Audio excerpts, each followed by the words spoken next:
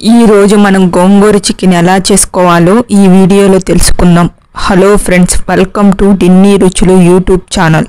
చికెన్ని శుభ్రంగా కడుక్కొని ముదురు గోంగూర 1.5 కట్ట, లేత గోంగూర అయితే 2 కట్టలు వేసుకోవాలి. స్టవ్ మీద బాండిల్ పెట్టుకొని 2.5 గంట నూనె వేసుకొని వేడైనాక ఆవాలు, జీలకర్ర చిటపటలాడినాక ఒక మీడియం సైజ్ ఎర్రగడ్డ కొని తొందరగా వేగడానికి కొంచెం సాల్ట్ వేసుకొని దోరగా వేయించుకోవాలి. 1 గంట అల్లం వెల్లుల్లి పేస్ట్ వేసుకొని పచ్చివాసన పోయేంత వరకు వేయించుకోవాలి. చికెన్ వేసుకొని ముక్కలకు అల్లం వెల్లుల్లి పేస్ట్ పట్టేలా కలుపుకోవాలి.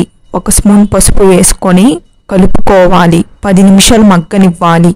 2 స్పూన్ల కారం వేసుకొని, కారంలో ధనియాల పొడి ఉంది కాబట్టి ధనియాల పొడి వేయడం లేదు. రుచికి సరిపడినంత కల్లుప్పు వేసుకొని గంటితో బాగా కలుపుకోవాలి, లేకుంటే మసాలా మాడిపోతుంది. 2 పెద్ద సైజు టమోటాలు వేసుకొని కలుపుకొని మూత పెట్టుకొని టమోటాలు మెత్తగా అయ్యేంత వరకు మగ్గనివ్వాలి.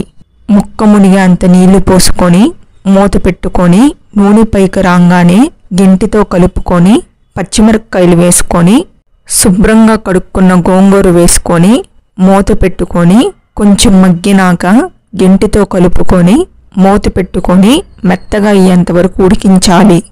అంతే ఫ్రెండ్స్, ఎంతో రుచికరమైన గోంగూర చికెన్ రెడీ.